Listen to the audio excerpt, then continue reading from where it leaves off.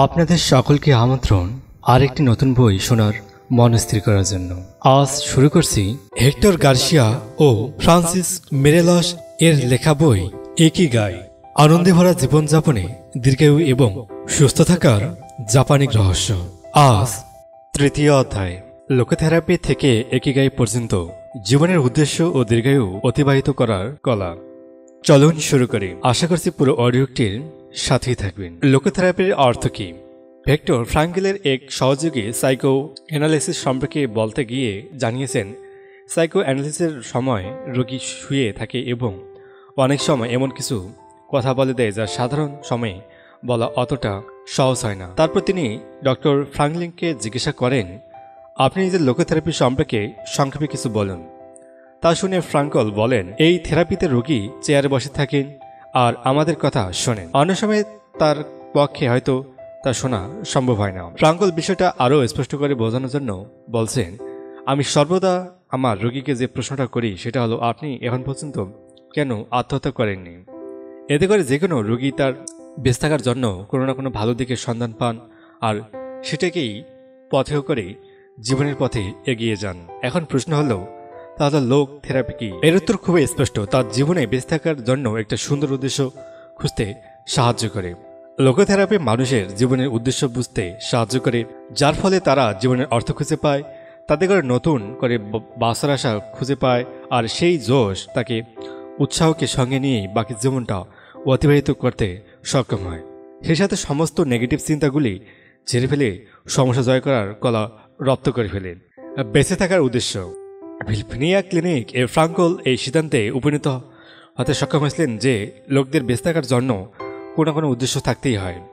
তিনি যাদের উপর ভিত্তি করে নিজের গবেষণা চালিয়েছেন তাদের মধ্যে ৮০% লোক বিশ্বাস করেন যে তার জীবনে বেঁচে থাকার কোনো না কোনো উদ্দেশ্য অবশ্যই আছে, আর বাকি লোকেরা বিশ্বাস করতেন যে তাদের জীবনে কমপক্ষে এমন একটা ঘটনা আছে যা তাদের জন্য মর্ত প্রস্তুত। জীবনের প্রকৃত অর্থের খোঁজে। আসলে ফ্রাঙ্কল জীবনের অর্থ খুঁজে বার করতে চেয়েছিলেন, কিন্তু তা করতে গিয়ে জীবনের উদ্দেশ্য কি সেটা খুঁজে বার করারই তার জীবনের মুখ্য উদ্দেশ্য হয়ে দাঁড়ায়। আর তার এই অনুসন্ধান এক অদ্ভুত গতি লাভ করে। লোকোথেরাপি বলতে কি বোঝায় যদি সংক্ষেপে আলোচনা করি, তাহলে এই যে বিষয়গুলি স্পষ্ট হয়ে উঠবে সেগুলো হলো, ১. সাধারণত মানুষ একাকিত্বের যন্ত্রণায় ভোগে, তার থেকে চিন্তা ও হতাশার জন্ম হয়। থেরাপিস্ট তাকে একটা বিশ্বাস করতে সাহায্য করেন যে আপনার ভেতরে নিজের জীবনের উদ্দেশ্য জানার তীব্র আগ্রহ আছে। ৩. রোগী তার জীবনে বেঁচে থাকার উদ্দেশ্য খুঁজে পায়, বিশেষ করে হতাশার দিনে। ৪. রোগী নিজের ইচ্ছায় সেই উদ্দেশ্য বেছে নেয় বা সে বিষয়ে অসম্মতি জানায়। ৫. সে নিজেকে জীবনে যে উদ্দেশ্য খুঁজে পায় তার সাহায্যে সমস্যাগুলো কাটিয়ে উঠতে সক্ষম হয়, নতুন বিচারধারা ও পজিটিভ দৃষ্টিভঙ্গির সাহায্যে জীবনযাপন করতে থাকে। ফ্রাঙ্কল নিজের জীবনের সিদ্ধান্ত অনুসারেই জীবনযাপনের কথা ভেবেছিলেন, এমনকি সময় মতো তিনি সেটাকে পাথেয় করেই মরতে প্রস্তুত হয়ে যান। তিনি যখন আউশভিটজে বন্দী ছিলেন তখন জীবনে এক নতুন অভিজ্ঞতা সঞ্চয় করেন। তিনি উপলব্ধি করেছিলেন যে জীবনের থেকে সমস্ত কিছু কেড়ে নেওয়ার পরেও কোনো পরিস্থিতিকে কোনো চোখে দেখবেন না বা কীভাবে তার মুখোমুখি হবেন তা সম্পূর্ণরূপে আপনার উপর নির্ভর করছে। সেই স্বাধীনতা আপনার থেকে কেউ কেড়ে নিতে পারবে না। কোনো মানুষ ও কোনো মানুষের থেকে সেই স্বাধীনতা কেড়ে নিতে পারে না। তিনি নিজেই জীবনের অভিজ্ঞতা থেকেই এই চরম সত্য উপলব্ধি করতে পেরেছিলেন, আর কারোর থেকে কোনো রকম সাহায্য না নিয়েই তিনি এই সমস্যার মুখোমুখি হয়েছিলেন, আর এই থেকে তিনি সারা জীবন প্রেরণাও লাভ করেন। সাইকো অ্যানালিসিস থেরাপিস্ট প্রধান পার্থক্য হল অ্যানালিসিস। রোগী চেয়ারে আরাম করে বসে থাকে, রোগী থেরাপিস্টের দিকে মুখ করে বসে। অতীতের ঘটনা নিয়ে অধ্যয়ন করা হয়, ভবিষ্যতের বিষয় নিয়ে চিন্তাভাবনা করা হয়। নিউরোশনের অধ্যয়ন করা হয়, নিউরোশনের অধ্যয়ন করা হয় না। আনন্দ প্রাপ্তির দিকে বিশেষ ধ্যান দেওয়া হয়, জীবনের উদ্দেশ্য খুঁজে বার করা করে মুখ্য উদ্দেশ্য। মানব স্বাস্থ্যের উপর ভিত্তি করে দাঁড়িয়ে আছে আধ্যাত্মিক সূত্র খুঁজে বার করার চেষ্টা করা হয়। রোগীর মানসিকতার সন্ধানের বিষয়ে ধ্যান দেওয়া হয়, মানসিকতার সাথে রোগীর প্রকৃত অস্তিত্ব খুঁজে বার করার বিষয়েও জোর দেওয়া হয়। রোগীর অনুভব এর বিশেষ বল দেওয়া হয়, রোগীর অনুভবের সাথে সাথে আধ্যাত্মিক চেতনার দিকেও বিশেষ নজর দেওয়া হয়। মনের দ্বিধাদ্বন্দ্ব দূর করার চেষ্টা করা হয়, মনের দ্বিধাদ্বন্দ্ব দূর করার সাথে সাথে কী কারণে সেই দ্বিধার জন্ম হচ্ছে তার অনুসন্ধান করার চেষ্টা করা হয়। বিশেষের উপর বিশেষ জোর দেওয়া হয় না, বিশ্বাসের উপর ভিত্তি করে পুরো থেরাপি দাঁড়িয়ে আছে। সমস্যা দূর করে রোগীকে স্পষ্ট করার বিষয়ে আলোকপাত করা হয়, রোগীকে তার জীবনের উদ্দেশ্য বুঝতে সাহায্য করা হয়। অস্তিত্বের লড়াই। জীবনে যখন কোনো উদ্দেশ্য খুঁজে পাওয়া যায় না, তখন সবটাই ধোঁয়াশা হয়ে যায়, তখন নিজের অস্তিত্ব নিয়ে একটা হতাশাবোধের জন্ম হয়। ফ্রাঙ্কল এটিকে সাধারণত নিরাশা বলে মানতে পারেননি। তার মতে এই নিরাশার মধ্যে যে ঊর্জা থাকে তাই নবনির্মাণের কারণ হয়ে ওঠে। সেই কারণেই তার চোখে এই নিরাশা পজিটিভ চিন্তার মর্যাদা পেয়েছে। অন্য থেরাপিগুলির মতো লোকোথেরাপি এটিকে কখনোই মানসিক অসুখ বলে মানতে পারেননি, বরং সেটিকে আধ্যাত্মিক অনুসন্ধান বলেই মনে করছে।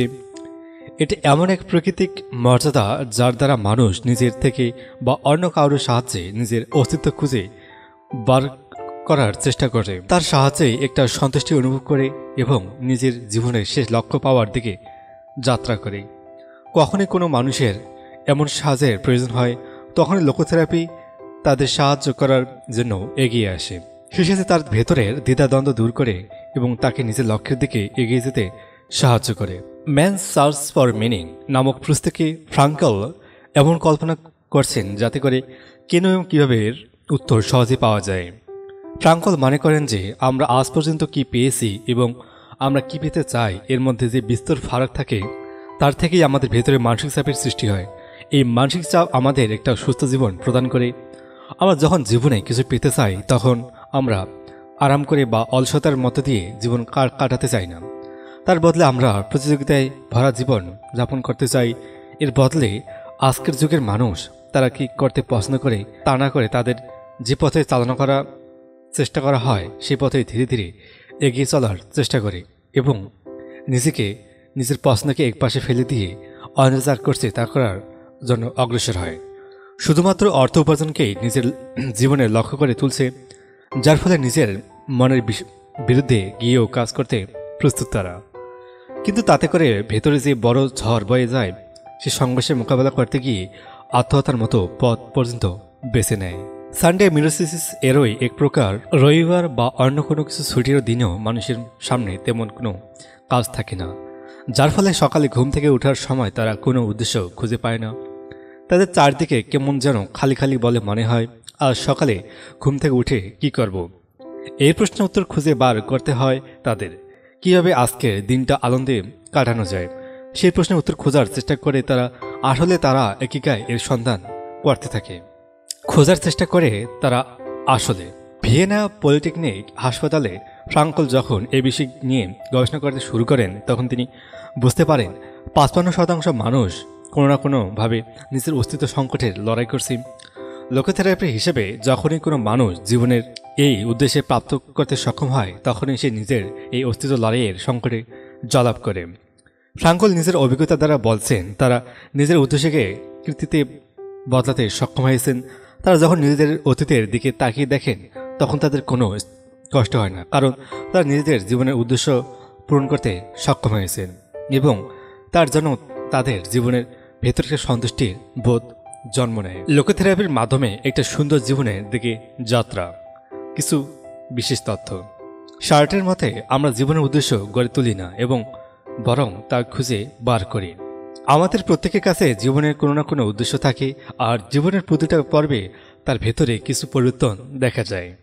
যদি আমরা কোনো বিষয়ে নিয়ে অতিরিক্ত চিন্তা করি তাহলে ঠিক তেমনি ঘটতে শুরু করে। ঠিক তেমনি যদি আমরা নিজেদের লক্ষ্যের দিকে প্রয়োজনের বেশি ধ্যান দিতে শুরু করি তাহলে তা নিজের থেকেই আমাদের থেকে দূরে চলে যেতে শুরু করে। আপনি যদি খুঁজতে থাকেন, ভেতরটা যদি দৃঢ়তায় পূর্ণ থাকে তাহলে নিরাশা বা নেগেটিভ চিন্তা আপনার থেকে দূরে সরে যাবে। আমাদের প্রত্যেকের মধ্যেই অসাধারণ মহান কার্যকর ক্ষমতা আছে, কিন্তু আমরা মহান উদ্দেশ্য প্রাপ্ত করতে পারবো কিনা তা আমরা কোনো পরিস্থিতির উপর মধ্য দিয়ে জীবন কাটাচ্ছি তার উপর নির্ভর করে না, বরং সেই পরিস্থিতিতে আমরা কি সিদ্ধান্ত নিচ্ছি তার উপর নির্ভর করে। পরবর্তী কিছু পৃষ্ঠায় ফ্রাঙ্কল করা এই গবেষণা নিয়ে আমরা কথা বলবো। তাতে করে আমরা এটা বুঝতে সক্ষম হব যে আমাদের জীবনের উদ্দেশ্য কীভাবে আমাদের জীবন উপর প্রভাব বিস্তার করে। থিওরি 1। ভিক্টর ফ্রাঙ্কল জার্মান কনস্ট্রাকশন ক্যাম্পে, যেখানে তিনি নিজেই বন্দী ছিলেন, আটক থাকা বন্দীদের উপর গবেষণা করার পর মনোবিজ্ঞানীরা এটা বুঝতে পারেন যে সমস্ত বন্দীরা সেখান থেকে মুক্তি পেয়ে বাইরে যাওয়ার পর বাইরের জগতে কিছু করে স্বপ্ন দেখেছিলেন, তাদের ভেতর বাঁচার ইচ্ছেটা অনেক বেশি ছিল। ফ্রাঙ্কলের ক্ষেত্রে এই কথাটা বিশেষভাবে সঠিক বলে প্রমাণিত হয়। সেখান থেকে মুক্তি পাওয়ার পর তিনি যখন লোকোথেরাপির কার্যশৈলী শুরু করেন, তখন তিনি বুঝতে পারেন যে তিনি এর প্রথম উদাহরণ। ফ্রাঙ্কল একটা লক্ষ্যগ্রহণের কথা ভেবেছিলেন, যার ফলে ওই শিবিরে বন্দী থাকাকালীন তিনি নিজেকে সামলাতে পেরেছিলেন। তিনি যখন সেখান থেকে মুক্তিলাভ করে বাইরে আসেন, তখন তার কাছে সমস্ত বিষয় লিখিত রূপেই হাজির ছিল, যা শুধুমাত্র প্রকাশ হওয়ার অপেক্ষায় ছিল। যখন তার সমস্ত লেখা আটক করে নেওয়া হয়, তখনও তিনি পুনরায় সবকিছু লিখতে প্রস্তুত ছিলেন। হয়তো সেই কারণে ওই শিবিরে হওয়া সমস্ত অত্যাচার তিনি মুখ বুঝে সহ্য করতে পেরেছিলেন। শুধু তাই নয়, টাইফয়েডের মতো ভয়ঙ্কর রোগের হাত থেকে তিনি নিজেকে বাঁচতে সক্ষম হয়েছিলেন এবং জীবনের এক আলাদা অর্থ প্রাপ্ত করছিলেন। তিনি কোনোভাবেই নিজের গবেষণার হাত ছাড়েননি, আর সে সংক্রান্ত সমস্ত কিছু তিনি ছোট ছোট কাগজে টুকরাতে লিখে রাখতেন। থিওরি 2, আমেরিকান রাজনীতিবিদ। উত্তর আমেরিকার এক রাজনীতিবিদ ফ্রাঙ্কলের কাছ থেকে কিছু পরামর্শ নিতে এসেছিলেন। অবশ্য তিনি আগে থেকেই আমেরিকার মনোরোগ চিকিৎসকের এক পরামর্শ নিয়েছিলেন। ফ্রাঙ্কল তাকে একটা সুস্থ, খুবই যুক্তিপূর্ণ কিন্তু সহজ প্রশ্ন করেন। তিনি জিজ্ঞাসা করেন তার হঠাৎ কেন মনোরোগ বিশেষজ্ঞদের সাথে পরামর্শ করার কথা মনে হয়। তখন তিনি বলেন, আমাদের নিয়ম ও পররাষ্ট্র নীতি আমি কিছুতেই মেনে নিতে পারছি না, কিন্তু সরকারের একজন সদস্য হিসেবে আমি সেই নীতি মেনে নিতে বাধ্য। কিন্তু তিনি যে বিশেষজ্ঞের কাছেই যেতেন, সেই বলতো রাবার সাথে যে মতের পার্থক্য আছে তা মিটিয়ে নিতে, এবং মতের পার্থক্য থাকা সত্ত্বেও এমন ব্যবহার করতে বলতেন যাতে করে মনে হয় তাদের বিচারের মধ্যে কোনো ভিন্নতা নেই, তাদের বিচারধারা সমান। সকলে একই পরামর্শ দেয়। বেশ কয়েক বছর ধরে তিনি তা অনুসরণ করার চেষ্টা করেন, কিন্তু কিছুতেই তা মেনে নিতে পারেন না। ফ্রাঙ্কল তাকে বোঝান যে মতের পার্থক্যটা তার সমস্যার কারণ নয়, বরং নিজের ইচ্ছার বিরুদ্ধে কাজ করাটাই তার কাছে সবচেয়ে বড় সমস্যা। এই ঘটনার কয়েক বছর বাদে ফ্রাঙ্কল তার এক রাজনীতিবিদের থেকে জানতে পারেন সেই ব্যক্তি তখন অন্য আর এক ক্ষেত্রে কাজ করেন এবং তার থেকে তার সমস্ত রকম সমস্যা দূর হয়। তিনি কোনো রকম সমস্যা ছাড়াই আনন্দের সাথে নিজের জীবনের অতিবাহিত করছিলেন। ফ্রাঙ্কল ওই রাজনীতিবিদদের কোনো রকম মনচিকিৎসার প্রয়োজন ছিল না। তিনি মানসিক দিক থেকে দুর্বল বা অসুস্থ এমন কথাও ভাবারও কোনো কারণ ছিল না। আসলে তিনি নিজের জীবনের উদ্দেশ্যে খুঁজে বেরছিলেন।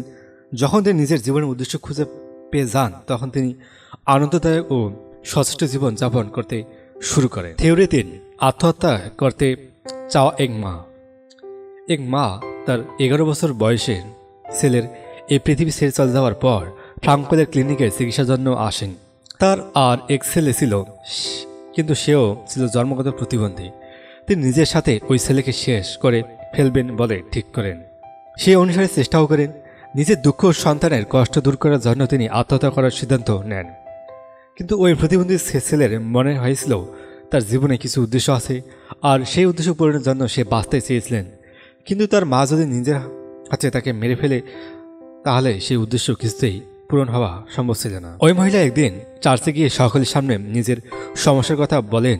তাকে সাহায্য করার জন্য ফ্রাঙ্কল আর একজন মহিলাকে মঞ্চে ডাকেন, আর তাকে কল্পনা করতে বলেন যে সে বুড়ো হয়ে গিয়েছে, সে নিঃশ্বাস ত্যাগের অপেক্ষায় আছে, তার কাছে অনেক পয়সা আছে কিন্তু কোনো সন্তান নেই। তখন তার মনে হচ্ছিল সব থাকা সত্ত্বেও তার জীবন ব্যর্থ। যখন আত্মহত্যা করতে চাওয়া এই মহিলার সামনে এই কথা বলা হয়, তখন তার মনে হয়, আরে আমার কাছে আর কিছু থাকুক বা না থাকুক, অন্ততপক্ষে আমার কাছে একটা ছেলে আছে, তাই কম কি এই ছেলের জন্য আমি তো অন্যদের থেকে অনেক বেশি ভাগ্যশালী। আমি এই প্রতিদিন ছেলেকে একটা সুন্দর জীবন দিতে পারি ও একটা আনন্দে ভরা জীবন কাটাতে পারবে। আমি নিজের সম্পূর্ণ জীবন দিয়ে সেই সুযোগ প্রাপ্ত করার চেষ্টা করব। আমার কাছে সে সুযোগ আছে, সেটাকে আমি সঠিক করে তুলবই। এইভাবে একটা মাত্র কল্পনার সাহায্যে তিনি নিজের জীবন নিয়ে ভাবনার সুযোগ পান। তখন তিনি জীবনের উদ্দেশ্য খুঁজে পান, সেই সাথে নিজের জীবনের লক্ষ্য খুঁজে পান। সে বিষয়ে তিনি তখনও পর্যন্ত সজাগ ছিলেন না। থিওরি 4, দুঃখে ব্যাকুল ডাক্তার। এবার এক বয়স্ক ডাক্তার ফ্রাঙ্কলের কাছে আসেন থেরাপি নেওয়ার জন্য।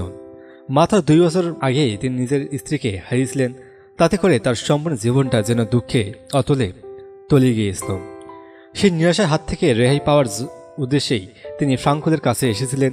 তাই কোনো রকম পরামর্শ দেওয়ার আগে বা তার জীবনে কি কি ঘটনা ঘটেছে তা জানার আগে ফ্রাঙ্কল তাকে জিজ্ঞাসা করেন, ধরে নিন আপনার স্ত্রীর বদলে আপনি মারা গিয়েছেন, তাহলে কি হতো? ডাক্তার বলেন, আমার স্ত্রী খুবই সরল সাদাসিধে মানুষ ছিলেন, তাকে বহু কষ্ট ও যন্ত্রণা সহ্য করতে হতো। সেই কথা শোনার পর ফ্রাঙ্কল বলেন, দেখুন ডাক্তার, আপনি কত মহান মানুষ। আপনি নিজের স্ত্রীকে কত কষ্টের হাত থেকে বাঁচিয়েছেন। আপনি নিজের কত কষ্ট পাচ্ছেন, কিন্তু আপনার স্ত্রীকে সমস্ত কষ্টের হাত থেকে মুক্ত দিয়েছেন। একথা শোনার পর ডাক্তার কোনো কথা না বলে ফ্রাঙ্কলের হাতটা ধরে কাঁদতেন ও সেখান থেকে চলে যান। কিন্তু তার চোখে বলা বাহুল্য বলা বহু কথা বলে দেয়। তার জীবন যেন নতুন উদ্দেশ্যে খুঁজে পেয়েছিল। আমি আমার স্ত্রীকে অনেক রকম কষ্টের হাত থেকে বাঁচাতে পেরেছি। এই বিচার তাকে আনন্দ দেয় ও তিনি নতুনভাবে জীবনযাপন করতে সক্ষম হন। মরিতা থেরাপি। লোকোথেরাপি যে যুগে আবিষ্কার হয়, সে যুগে কয়েক বছর আগে জাপানি সোমা মরিতা জীবন উদ্দেশ্যের ভিত্তিতে এক থেরাপি নির্মাণ করেন। নিউরোসিস ওষুধি এবং অপারেশনের বা চিকিৎসার পরজীবনের যে নিরাশা সৃষ্টি হতে পারে তার থেকে বাঁচার জন্যই এর ব্যবহার শুরু হয়।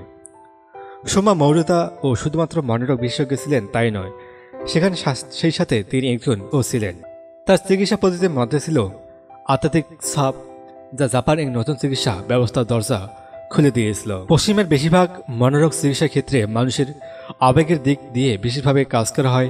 তাদের নিজেদের আবেগকে নিয়ন্ত্রণ রাখার ও সেই অনুসারে কাজ করার পরামর্শ দেওয়া হয়। কারণ মনে করা হয় যে আমাদের মনে যে ধরনের ভাবনা থাকে আমরা ঠিক সেই অনুরূপ চিন্তা করি, আর আমাদের চিন্তার প্রতিফলন দেখা যায় আমাদের কাজের মধ্যে।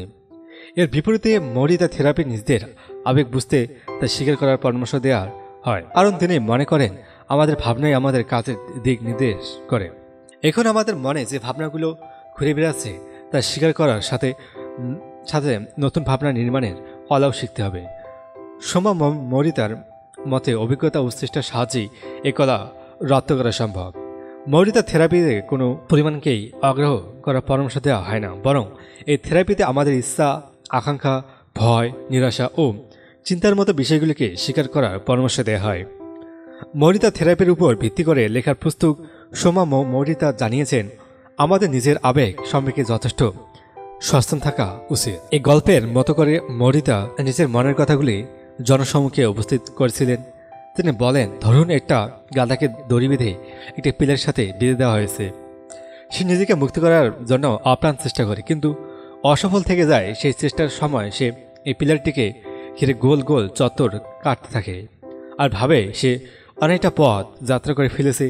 সে যত চেষ্টা করে পিলারের সাথে তার সম্পর্ক ততই দৃঢ় হয় ওঠে। মানুষের সাথে অনুরূপ ঘটনা ঘটে।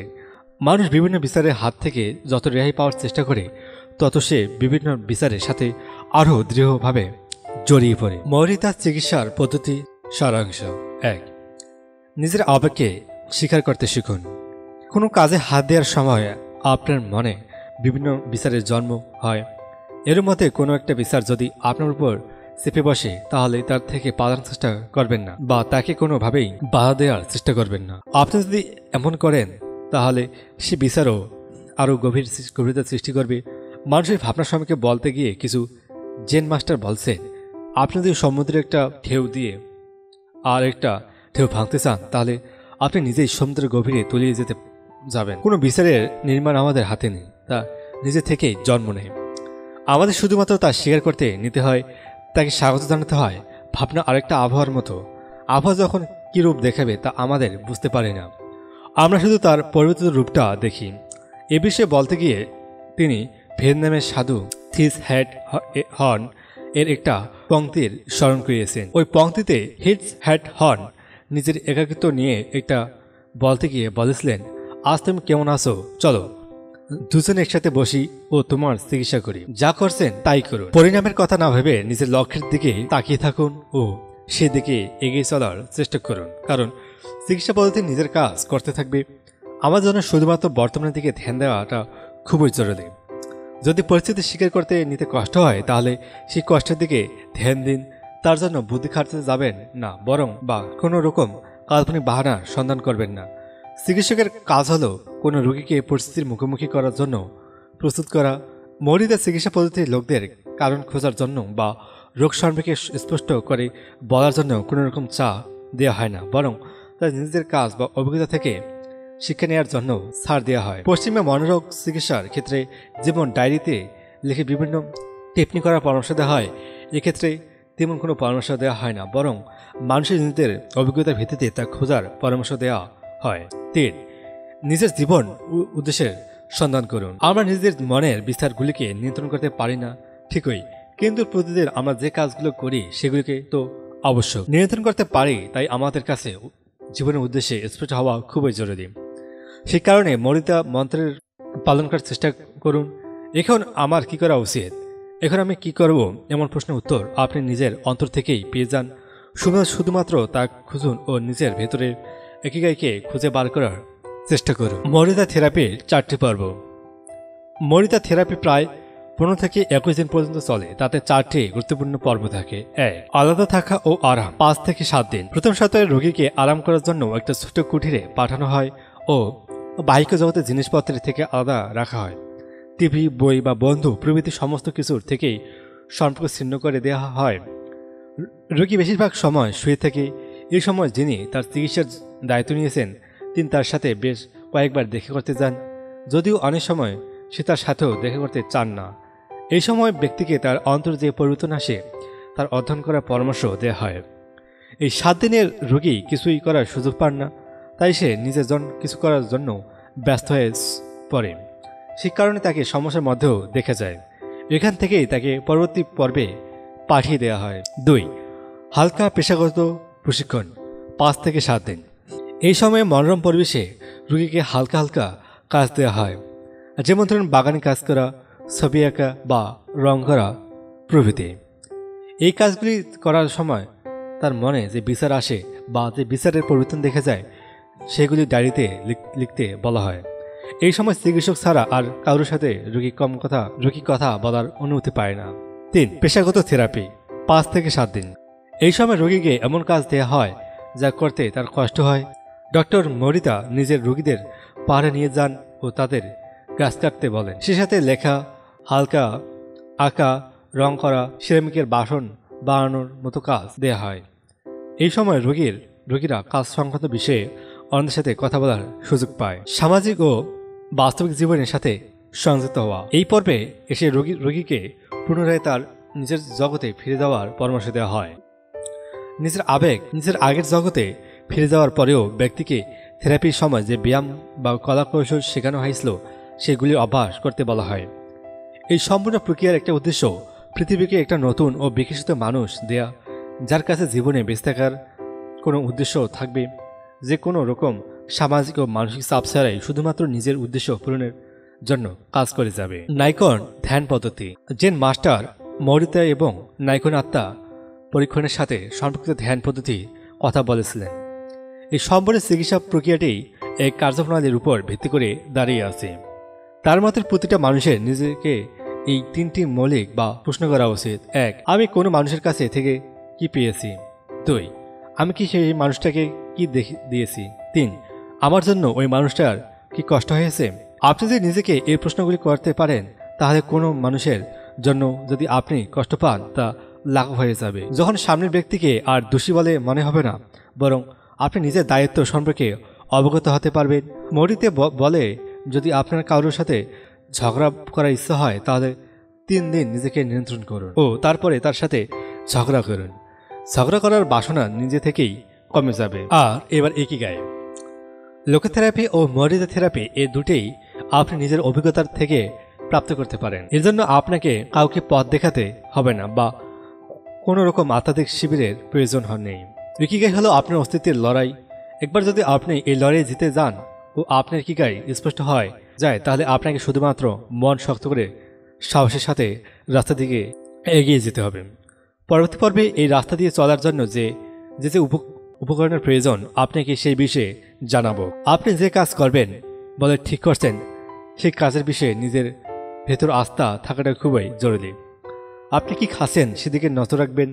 নিয়মিত ব্যায়াম করাটা খুবই জরুরি। কম মাত্রায় করুন, ক্ষতি নেই, কিন্তু নিয়মিত করুন। কঠিন থেকে কঠিনতর পরিস্থিতিকেও সামনের দিকে এগিয়ে যাওয়ার জন্য প্রস্তুত থাকুন। তার জোরে আপনি বিশ্ব পরিবর্তনে আনতে পারবেন। সেই বলে নিজের লক্ষ্যের দিকে এগিয়ে যাবেন। আপনি যে কোনো কাজ করতে চান সেই কাজ করার জন্য আপনি নিজের অন্তর থেকে প্রস্তুত তো? ধন্যবাদ সকলকে পুরো অডিওটি সাথে থাকার জন্য। এরপর চতুর্থ অধ্যায়, ফ্লোর সন্ধানে। নিজেকে আরো বিকশিত করে তোলার জন্য কিভাবে কাজের ও নিজের খালি সময়ের ব্যবহার করবেন, অবশ্যই এই চমৎকার অধ্যায়টি শোনার আমন্ত্রণ রইল।